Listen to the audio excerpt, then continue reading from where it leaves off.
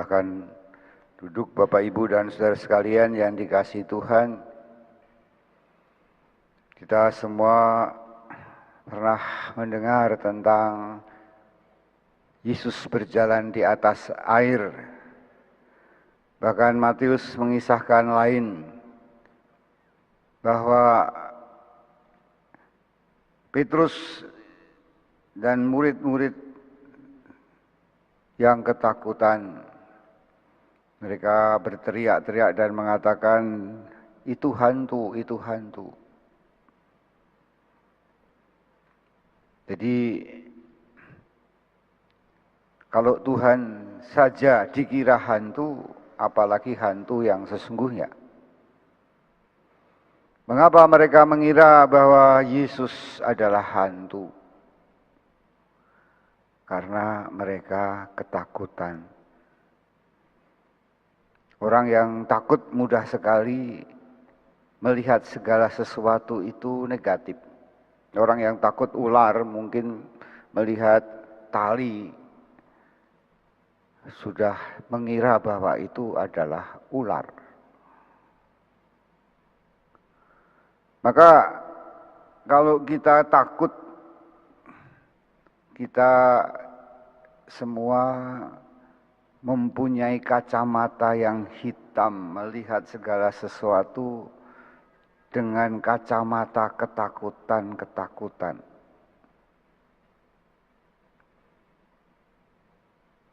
Kalau banyak orang yang melihat hantu, apakah memang ada penampakan hantu? Jangan-jangan itu Tuhan. Itu tandanya bahwa orang-orang itu ada dalam ketakutan. Ketakutanlah yang membuat bayang-bayang ketakutan. Hantu dalam bahasa Jawa dikatakan memedi. Memedi itu artinya yang membuat wedi. Wedi itu adalah takut. Jadi orang-orang yang melihat setan belum tentu dia itu melihat setan. Mungkin karena ketakutan-ketakutan. Bapak Ibu dan saudara sekalian yang terkasih, ketakutan-ketakutan pada saat ini karena adanya pandemi itu membuat orang merasakan bahwa hidupnya tidak damai, hidupnya tidak tenang. Dan akhirnya begitu banyak orang yang menjadi paranoid. Salah satu gejala paranoid adalah yang disebut halusinasi. Orang mempunyai penglihatan pendengaran yang negatif. Banyak orang-orang depresi mulai mendengar suara-suara yang negatif. Suara-suara itu berbisik-bisik dalam dirinya yang seolah-olah mengatakan semua serba ketakutan dan ketakutan. Mereka mengira dan mengatakan bahwa ini gangguan setan yang datang membisikkan kata-kata itu. Ini salah satu contoh halusinasi. Apakah itu sungguh setan? Ternyata tidak. Kalau Anda belajar psikologi sedikit saja, Anda akan tahu bahwa ketakutan itu berasal dari dalam diri orang itu. Dari pikiran orang itu. Ketika dia menjadi damai, maka bisikan-bisikan itu akan hilang. Bapak Ibu dan saudara sekalian yang terkasih, maka menjadi sangat penting. Ya. Kata-kata Tuhan hari ini, jangan takut, ini aku. Kehadiran Tuhan itulah yang membuat kita damai, tentram, dan bahagia. Paulus mengatakan, kalau Tuhan di pihak aku, siapa yang akan kutakuti? Masalahnya adalah apakah kita mengarahkan hati pada Tuhan yang mengasihi kita, sehingga barang siapa tinggal di dalam kasih, dia tinggal dalam Allah dan Allah tinggal di dalam diri kita. Ketika Petrus melihat Tuhan Yesus berjalan di atas air, menurut kisah yang dikisahkan oleh penginjil Matius, dia mengatakan, kalau itu Engkau Tuhan, biarkan saya datang kepadamu berjalan di atas air juga. Dan Yesus mengatakan, datanglah. Petrus melihat Yesus berjalan di atas air itu suatu yang luar biasa, menakjubkan. Dia berharap bisa seperti Tuhan Yesus. Dia mempunyai keyakinan diri bahwa dia akan menjadi seperti Tuhan Yesus yang bisa berjalan di atas air. Dan karena dia yakin itu, percaya itu, dia berjalan juga di atas air. Tapi ketika terjadi angin sakal, gelombang laut tinggi, Petrus takut dan dia tenggelam. Betapa banyak orang yang seperti Petrus takut dan akhirnya tenggelam. Dan Yesus menegur Petrus lagi, mengapa kamu takut, hai kamu yang kurang percaya? Ini menjadi sangat penting di dalam kehidupan kita. Siapa yang kita percayai?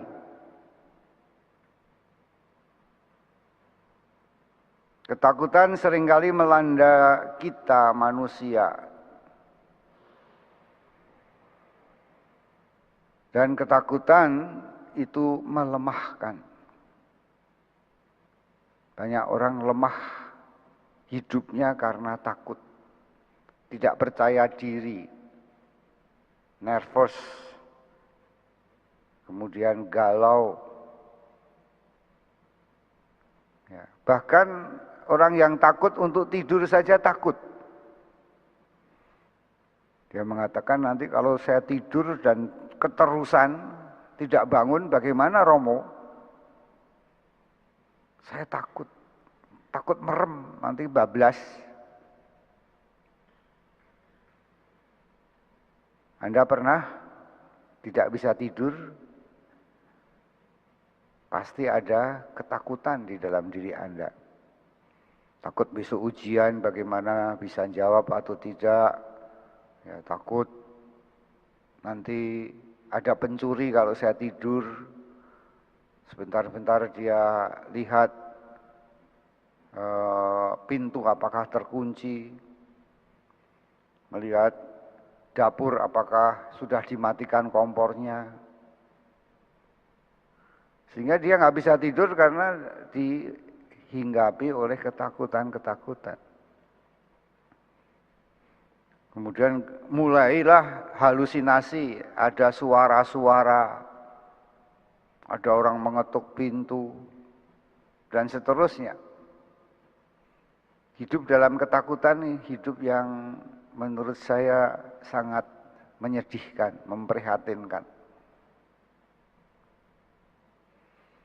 Tapi tinggal di dalam Tuhan, tinggal di dalam kasih, itu nikmat. Anda pernah tinggal dalam rahim ibu, dan dalam kerahiman Anda merasa semua damai. Anda bertumbuh dalam perut ibu yang penuh dengan nutrisi, makanan, penuh dengan energi, Anda ada dalam perlindungan, maka digambarkan itulah kerahiman. Demikian kalau kita tinggal dalam kerahiman Tuhan. Barang siapa takut dia tidak sempurna di dalam kasih, karena dalam kasih tidak ada ketakutan. Orang yang ada dalam ketakutan dia di bawah hukuman. Takut dipenjara, takut ketahuan polisi dan seterusnya. Itu adalah hukuman. Kalau saudara masih takut berarti Anda tidak sempurna di dalam kasih. Maka pertanyaannya bagaimana kita tinggal dalam kasih? Bagaimana kita tinggal dalam cinta Tuhan? Karena Tuhan adalah kasih.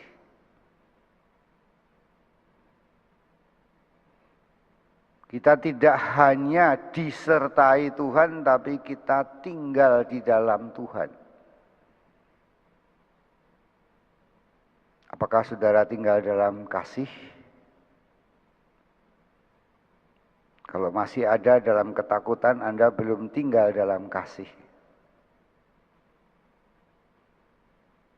Kalau kita tinggal di dalam kasih, maka yang ada hanya adalah kasih. Kalau masih ada ketakutan, kekhawatiran, kebencian, kemarahan, Anda belum tinggal di dalam kasih. Kenapa Anda belum tinggal di dalam kasih?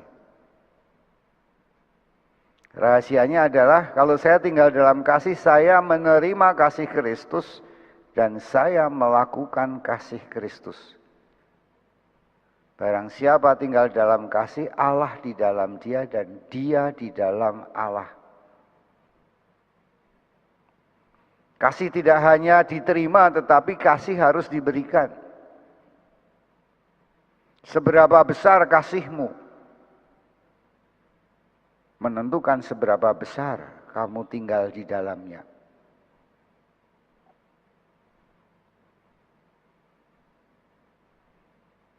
Ini menjadi sangat penting untuk kita sadari. Banyak orang yang hanya mau menerima kasih tapi memberi kasih itu tidak mau. Padahal kalau kita memberi kasih kita akan semakin dikasihi. Kalau kita memberi pengampunan kita semakin diampuni. Barang siapa mengampuni dia akan diampuni. Dan kita berdoa seperti itu. Ampunilah kesalahan kami seperti kami mengampuni. Barang siapa menerima kasih dan membagikannya, maka dia akan tinggal dalam kasih.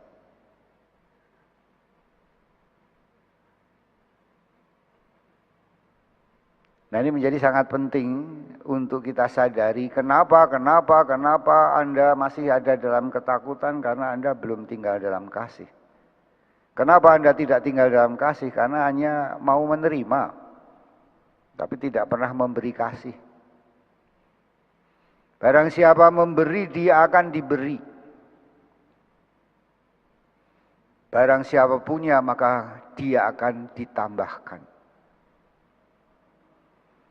Lantas bagaimana prakteknya? Sederhana saja. Kasihilah musuh-musuhmu, ampunilah dia. Ini ujian pertama yang sangat penting. Kita tidak hanya mengasihi orang yang mengasihi kita. Kalau kamu hanya mengasihi orang yang mengasihi kamu, apakah jasamu? Orang-orang yang kafir yang tidak mengenal Tuhan pun berbuat demikian. Tetapi kamu kasihlah musuh-musuhmu. Kasihlah orang-orang yang tidak mungkin membalas kasih kepadamu. Mengasihi musuh. Mengasihi orang yang berhutang dan tidak membayar. Ya sudah. Inilah kasih. Bahwa saya memberi kepada orang-orang yang tidak mungkin untuk membalas pada saya. Kalau Anda berbuat kasih pada seseorang dan orang itu tidak berterima kasih, sakit hatikah saudara? Puji Tuhan. Kita harus mengatakan puji Tuhan bahwa orang itu tidak berterima kasih padaku, tidak ingat jasaku, ya tidak mendewakan aku sebagai penolong.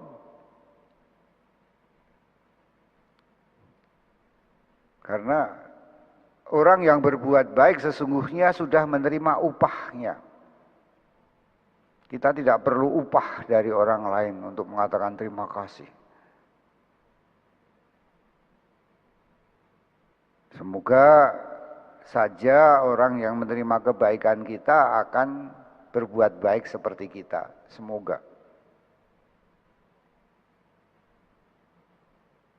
Usaha inilah yang menurut saya menjadi penting bagaimana kita tinggal di dalam kasih. Tugasku hanya mengasihi. Tapi banyak orang yang menurut saya pura-pura mengasihi tetapi sebetulnya ingin dikasihi. Pura-pura berbuat baik supaya dipuji orang. Maka kalau ada orang yang berbuat baik, orang mengatakan hati-hati loh. Mungkin dia punya udang di balik batu. Mungkin dia ada maksud tersembunyi, kok dia tiba-tiba baik.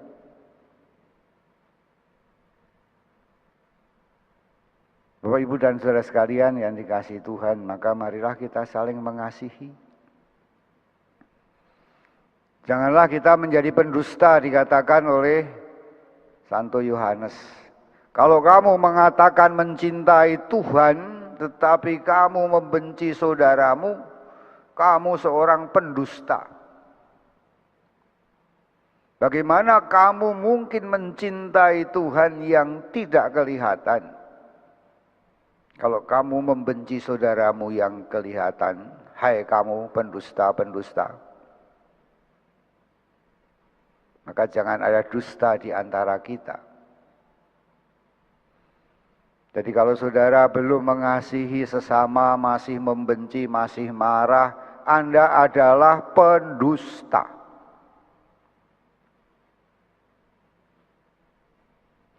Dan inilah mengapa Anda tidak tinggal dalam kasih. Maka semoga yang di sini ataupun yang di luar sana yang sedang mendengar khotbah saya, berhentilah menjadi pendusta. Mari kita mencintai musuh-musuh kita.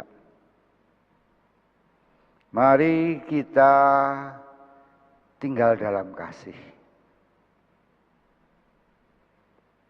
Kalau kita kurang bisa mengasihi, mintalah kasih Tuhan.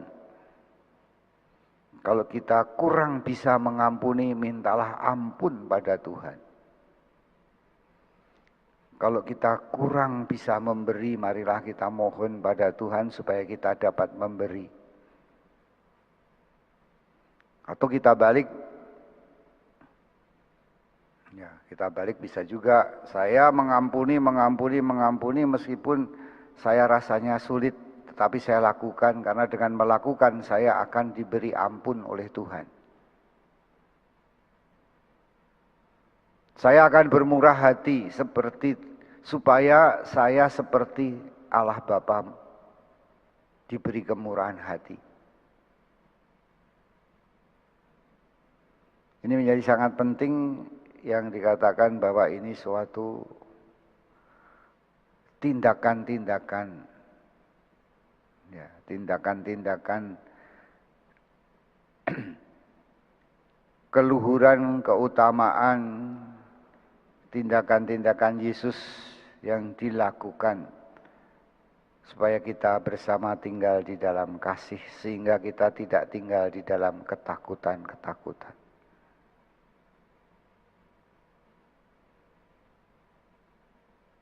Mari kita bersama bersyukur bahwa kita sungguh dicintai Tuhan.